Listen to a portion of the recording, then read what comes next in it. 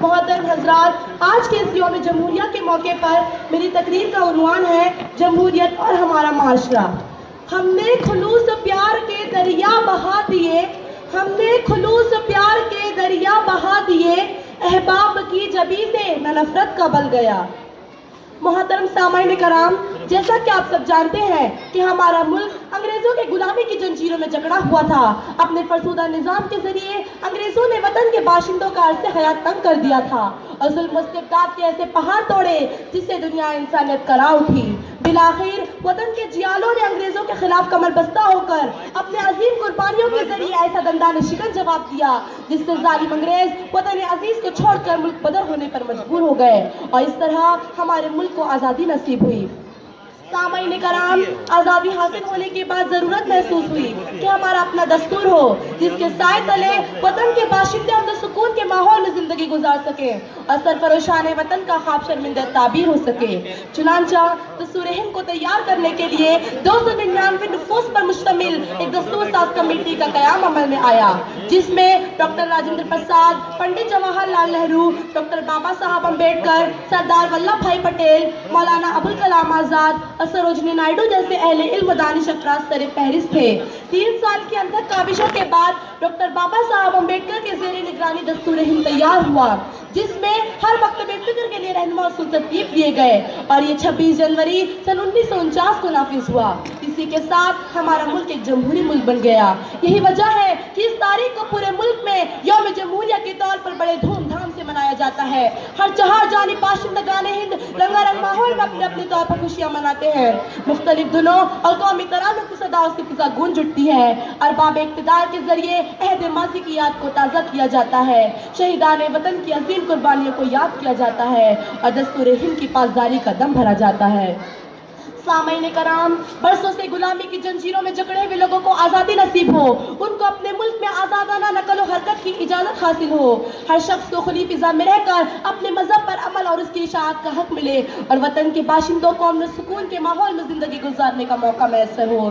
یہی وہ بنیادی مقاصد تھے جن کے حصول کے لیے وطن کے باشندوں بالخصوص مسلمانوں نے بے پناہ قید و بند کی تکلیفیں جھیلی، لاتعداد جانوں کا نذرانہ پیش کیا اور اپنے تن من دھن کی بازی لگا کر یہ ثابت کر دیا کہ باطل سے دبنے والے اے آسماں نہیں ہم، باطل سے دبنے والے اے آسماں نہیں ہم، 100 بار کر چکا ہے تو انتہا ہمارا۔ سامعین کرام، افسوس، صد افسوس، آزادی حاصل ہوئے ابھی زیادہ دن بھی نہ ہوئے کہ فرقہ پرست طاقتوں نے ملک کی تعمیر و ترقی کے بجائے تخریب کا کام شروع کر دیا، لوگوں کے حقوق کے تحفظ کے بجائے اسے پامال کر دیا اور اپنے گنگا جمنی تہذیب کی بقا کی بجائے لوگوں کے دلوں میں تفرقوں کا بیج بو دیا اور اسی پر بس نہیں کیا بلکہ ایک فرقے کو مشق ستم بنا دیا، ان کی عزت و ناموس پر حملہ کیا، ان کی مذہبی آزادی پر شکنجے کسے، ان کی املاک کو تباہ و برباد کر دیا اور ستم بالائے ستم ان کے خون ناحق سے کشمیر سے لے کر کنیا کماری تک کی سرزمین کو لالہزار کر دیا۔ جبکہ حقیقت یہ ہے کہ جب گلستان کو خون کی ضرورت پڑی، جب گلستان کو خون کی ضرورت پڑی، سب سے پہلے ہماری ہی گردن کٹی، پھر بھی کہتے ہیں ہم سے یہ اہل وطن، پھر بھی کہتے ہیں ہم سے یہ اہل وطن، یہ وطن ہے ہمارا تمہارا نہیں۔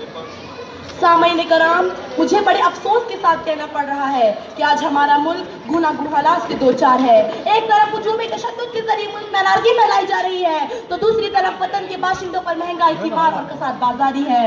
اور تو اور NRC، NPR اور CAA نے تو ملک کے باشندوں کو اس قدر تشویشی مبتلا کر دیا ہے کہ وہ صدائے احتجاج بلند کرنے پر مجبور ہیں۔ اس پر مستضاد حق کی آواز کو بلند کرنے والوں پر پولیس کی ظالمانہ کارروائی اور ملک کے بیش قیمت نوجوانوں کے خلاف نت حربوں نے ملک کی فضا کو دہشت ناک بنا دیا۔ ہم اس دیش کی مٹی سے ہوئے ہیں پیدا، ہم اس دیش کی مٹی سے ہوئے ہیں پیدا، اٹھائے جائیں گے دوبارہ اسی مٹی سے، اٹھائے جائیں گے دوبارہ اسی مٹی سے، ہمارے آباء و اجداد کا یہ مدفن ہے۔ حضرات، میں بڑی جسارت کے ساتھ ارباب اقتدار سے پوچھنا چاہتی ہوں، کیا اسی کو حب الوطنی کہتے ہیں؟ کیا یہی مجاہدین آزادی کے خوابوں کی تعبیر ہے؟ کیا اسی لیے مہاتما گاندھی نے ستیہ گرہ کا راستہ اختیار کیا تھا؟ کیا اسی لیے سبھاش چندر بوس نے در بدر کی ٹھوکریں کھائی تھی؟ کیا اسی لیے مسلم مجاہدین آزادی نے اپنی قیمتی جانوں کا نذرانہ پیش کیا تھا؟ نہیں، ہرگز نہیں۔